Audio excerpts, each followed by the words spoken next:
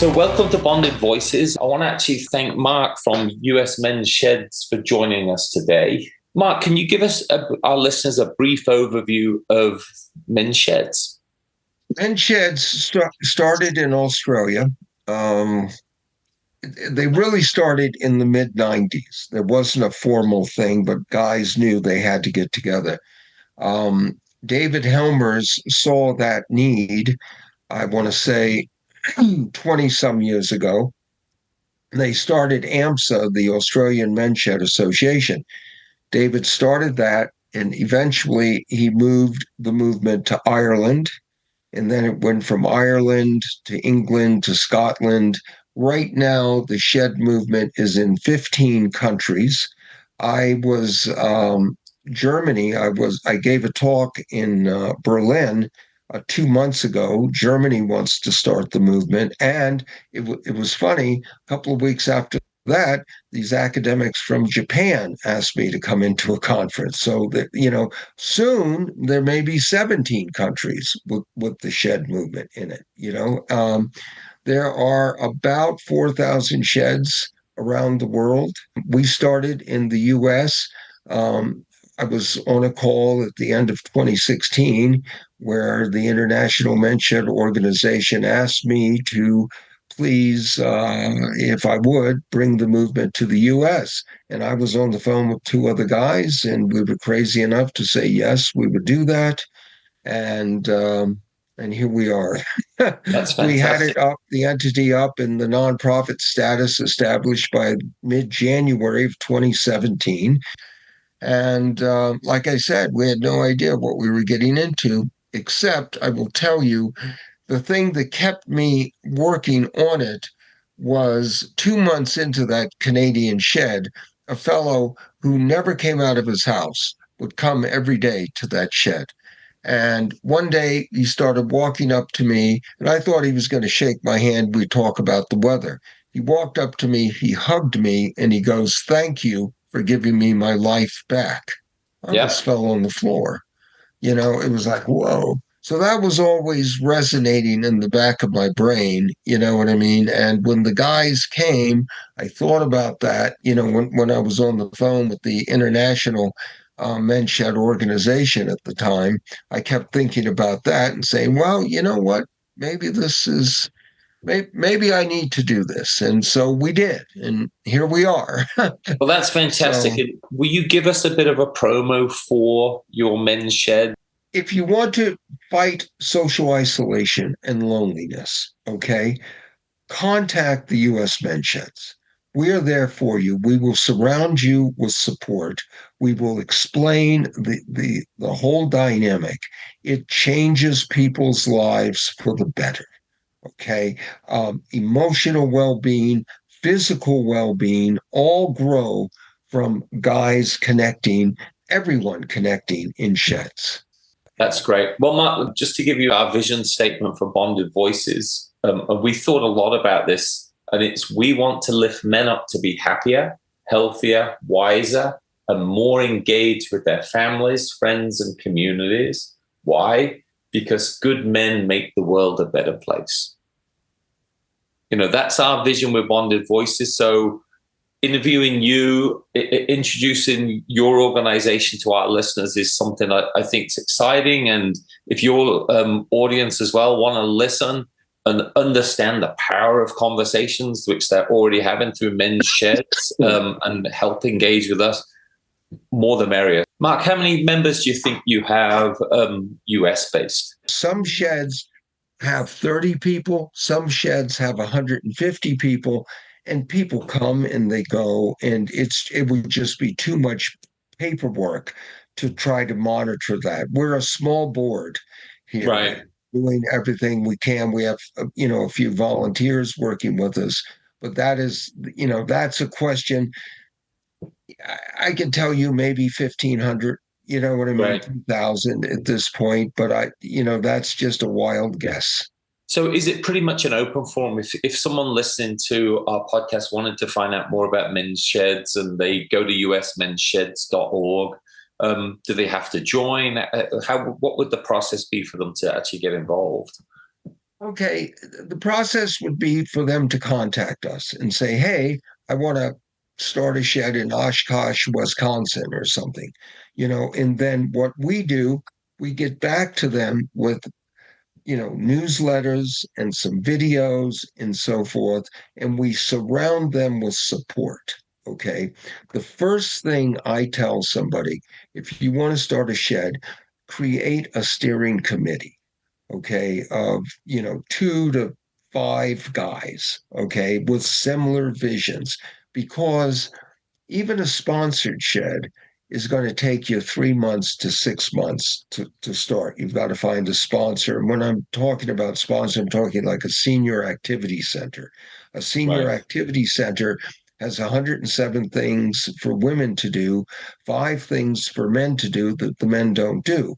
So those activity centers look at this as a value added to their center. So it still takes time, and it takes negotiations, and people actually coming out of their shell and going to talk to people. And sometimes you need a group to do that. If you form a steering committee, you probably have a 98% chance of success. If you try to do it on your own, you probably have a 90% chance of failure. You are listening to Bonded Voices. Subscribe to us on your favorite podcast service or on the web at www.bondedvoices.com. Thank you to all our sponsors, and now back to the show. You'll find yourself with kindred spirits here, because not only did we start Bonded Voices as a way to engage in conversations and teach people how to have conversations again, but New Year's Eve 2 years ago, Lauren and I talked about, why don't we do coffee with the guys once a week? Who will come? We don't know, but let's do it. And we have done it every week for virtually the last year and a half, right? Since that New Year's Eve. And what you sort of brought a tear to my eye talking about the guy who hugged you, because we not only talk about how men have relationships, especially our age group and up, because they can feel lost. But we've had men who've given up their work schedules to come and have coffee with other men once a week. It's important, that contact, the synergy that's created between guys. We like to isolate ourselves off a good bit sometimes. Our pastor at our church talks about it all the time, the way men get lost in their marriages. They get lost in their kids and raising families. And before you know it, they've lost their identity. And we saw it within our baseball dads, is a couple of them took guns and finished it all.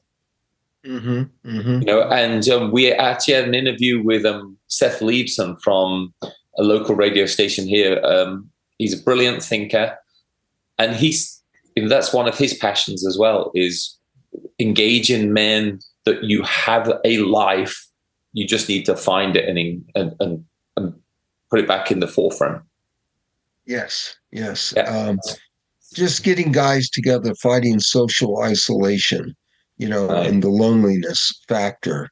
Exactly. You can take somebody that's wilting and then they start to blossom, and I've seen that over and over again with guys in the sheds.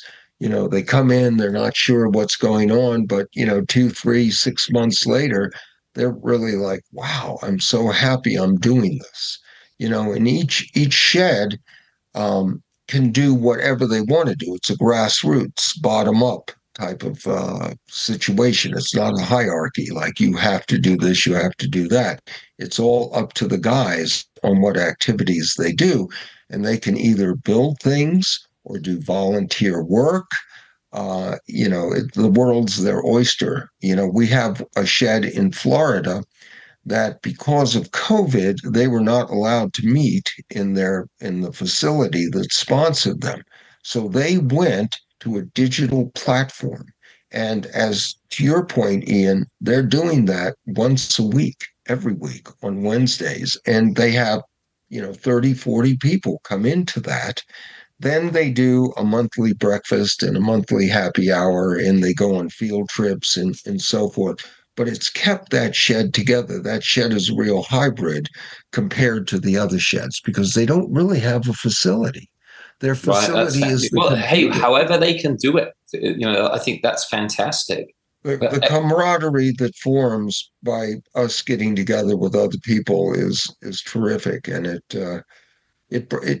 changes the the emotional well-being of human beings, that connection there and so forth. And I've seen it, like I said, over and over again.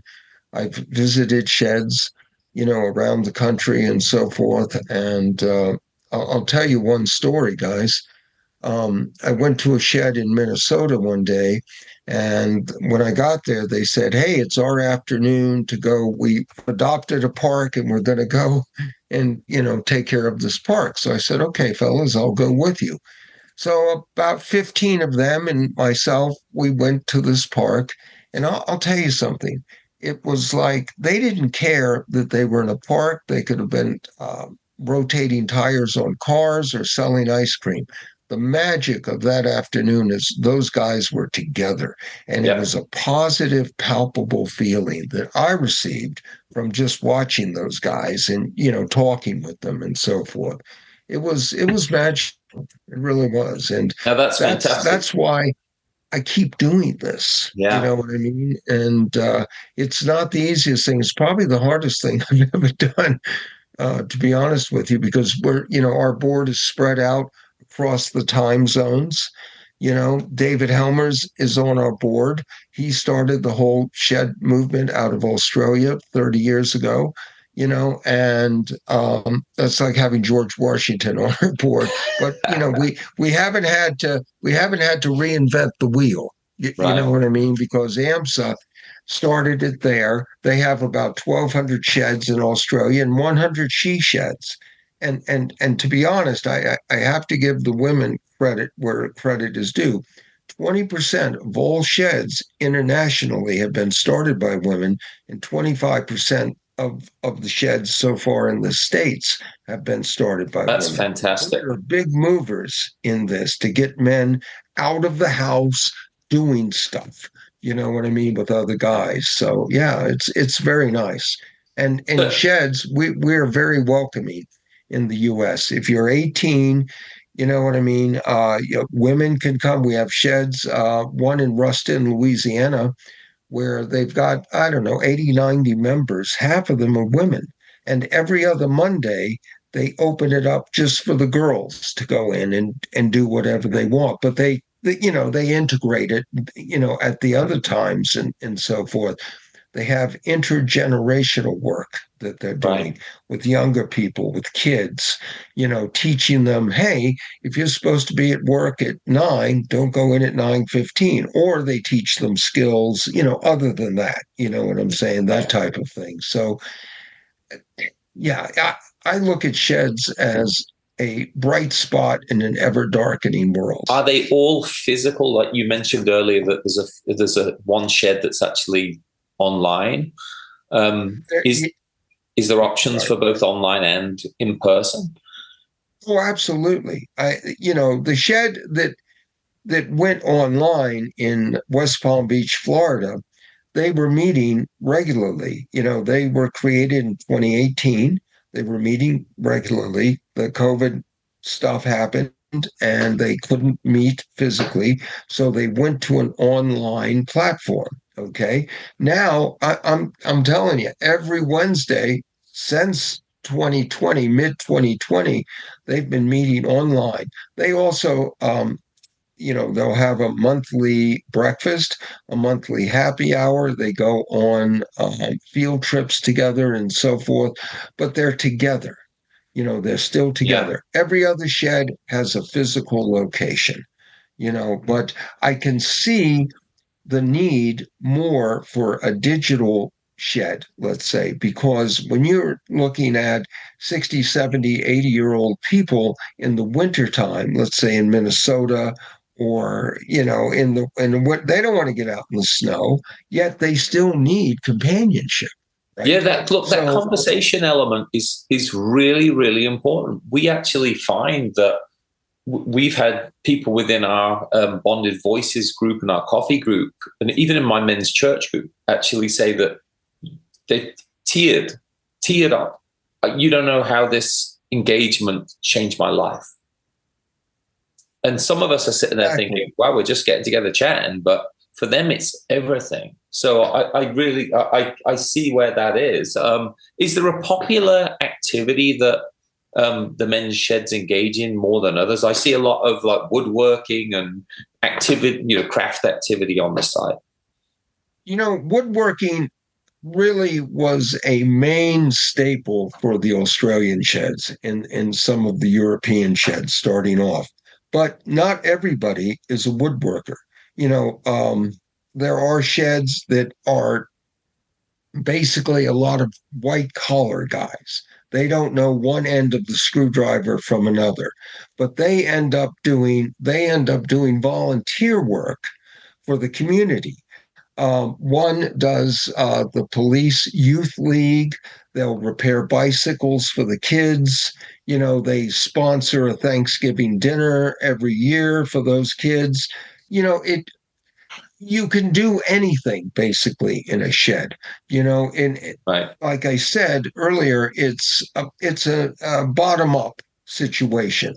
The guys, the members of the shed, decide on what they want to do. Yes, there has to be a leader and so forth, or a group of them, to just keep it all together. Most sheds, ask for dues, that type of thing. And that Also, buys the coffee, the right. donuts, you know what I mean, that kind of thing. But a lot of sheds make actual money by repairing things and making flower boxes. We have a shed in Hawaii that is huge into making, cell phone holders and flower boxes, and they sell to the community. It's amazing, and they do that in Louisiana as well. It's really up to the guys, whatever they want to Gotcha. do, and they might be doing 3 or 4 or 5 different things. The Yeah. sheds, the larger sheds with, 50, 60, 80 people, it's up to them, and they're probably doing 5 programs at the same time. So what would be the cost if someone was interested in this but was worried about cost? Is it something you can do for free? Are the dues reasonable, or tell us a little bit about Here's the cost the of thing. engagement? Some sheds, the dues are $50 a year. Some sheds, the dues are $100 a year. That's nothing, right? Yeah. It's nothing really. Yeah. The cost of doing a sponsored shed is almost nothing because you're doing it under the sponsor. They give you space. They already are paying a lease or, a mortgage on the property. Okay. You're under their umbrella of insurance, this and that. Now, an independent shed, on the other hand, where you go out and you try to find space, that's a different story. But when it comes, when people, talk to me about, I want to start an independent shed, the third or fourth question is, what do we do about insurance? Well, I have a relationship with a nonprofit insurance company in the States, and we can guide them through that. In saying all of that, though, an independent shed is going to take you probably at least 6 months, to open. Okay. We do have sheds. We have one shed in Grand Traverse, Michigan right now, where a real estate developer has given them 2,500 square feet in an old Walmart store for $1 a month. Okay. The first shed in the U.S. in Hawaii was given to them by the Harbors Association. All they had to do was pay the rent, the light bill and so forth. They had 6,000 square feet, and they had that for like 6 years. Now they've had to move because they're going to tear down that building and so forth. But there's all kinds of variations to this theme. If you do your homework, every county in town usually has underutilized space that they're not using, and they like to use. It lasts longer. So if you go and you do that research, sometimes you come up with really something nice. Otherwise you're faced with the lease, the insurance, the utilities and so forth, and that's not a a dissuasion. I'm just saying there's just different formulas to this. You are listening to Bonded Voices. Subscribe to us on your favorite podcast service or on the web at www.bondedvoices.com. Thank you to all our sponsors, and now back to the show. What would you say your mean age is for the shed memberships? I'm going to say between 60 and 70. There's a shed that has somebody who's 99 years old, and there's a shed that has a member who's 29 years old. Right. So it just depends, and the sheds that do intergenerational work, they have Cub Scout groups come in, and, they're not real members, but they're there doing, teaching them stuff and so forth. And that's part of their programming, for That's awesome. So do you ever see like a multi-generational as in the same family, like father and son, or because that's really sparking that into my, thinking maybe I should, try to get my sons more involved in this. Well, there's no reason not to. Do you know what I mean? They're growing. I'm not sure how old they are. They may be teenagers or something at this point, but, they're growing. They're maturing. They're going to be guys. You know what I mean? So maybe the sooner the better, actually, instead of them going off on their own and then they look up 20 years from now and go, what happened? Yeah, no, exactly. We all know that feeling, right? Yeah, exactly. Mark, how do you spread the word about this? For me, the idea of more men knowing about this is what needs to happen. So how are you guys going about doing that? One thing that we've done just in 2023, we did 4 national conferences.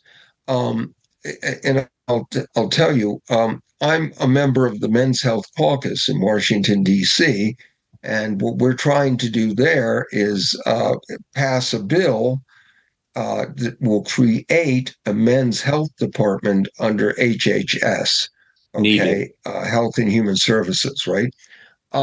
Well, we've done a conference for the Men's Health Network, which was the overarching entity over the Men's Health Caucus.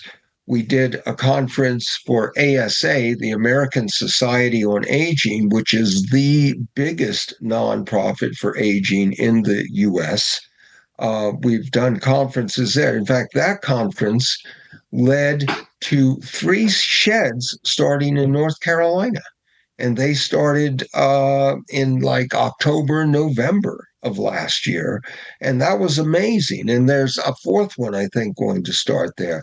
Because of the conferences, we have our first shed in Texas, our first shed in California. That's one way to do it. We are, the Wall Street Journal did an article on us last April. And that brought about 250, 300 people asking about sheds and so forth. But it's that recognition, because I'll tell you, I'm going to use Ireland as an example. Ireland is commensurately about the size of Minnesota. Okay. Yeah. Ireland has 450 to 500 sheds in it right now. Okay. Minnesota has 5 sheds in it. We have a big country. You know what I'm saying? Huge landmass. We have 300 plus million people. And the U.S. probably does move 3 times faster than other countries in Europe, just because of the dynamic of the population, the competitiveness, the business. So everybody's looking around. And what we're trying to do is get them to stop and look at sheds. If you go to England or Ireland and you start talking about a men's shed, they're going to go, oh, the nearest one is, take a left at the next block, walk a block, and you're at the shed. In the U.S., you start talking about men's sheds, and you get the deer in the headlights look. Like, right. What are you talking about? So our outreach is so important to get the word out. And we are trying and have tried. And, like I say, I've got videos of me doing interviews, on news stations and this and that. And we're doing as much as we can. but there's only like 5 of us. No, I know that it's a big world out there, especially when I do marketing for a living. So I'm very much aware that marketing for everyone's for no one. It's a huge task to undertake. I've got to say at this juncture as well, I'd gladly say to Lauren that our coffee group is a de facto men's shed that we've actually put together every Wednesday morning. And I'm proud to say that, because like I look on your site and the focus on mental health, search for purpose, self-esteem, and as you say, like finding yourself, I think is just a hugely important thing to have.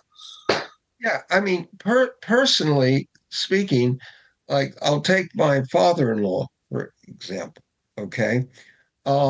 He worked in actually a nuclear plant at one point, but then, he retired. His wife passed away. Okay. He was by himself. He was really turning in on himself. You know what I'm saying? Not very happy, not going out a lot. So, the family kind of surrounded him. Okay. And said, hey, let's do, and he blossomed. You know what I'm saying? And this happens, I think, across the line with everybody, especially guys, because once you retire, you lose all those work connections, and it's like, now what am I going to do? Everybody goes, man, I can't wait to retire. And then 2 or 3 months into it, they're climbing the walls. They don't know what to do, right? You know what I mean? And they've lost those connections that they had at work, whether it be 5 years or 55 years, right? They start to go away. You promise each other, oh, yeah, we'll stay in touch. But that really, come on. No, it takes a lot of effort. So for our listeners, go to usmensheds.org. And find more information about a shed in your local area. Mark, thank you so much for joining us. Thank you, fellas. You have a terrific day, and I've really enjoyed this myself. Hi, this is Ian from Bonded Voices. Each month we will be giving away $100 in gift cards to our fans.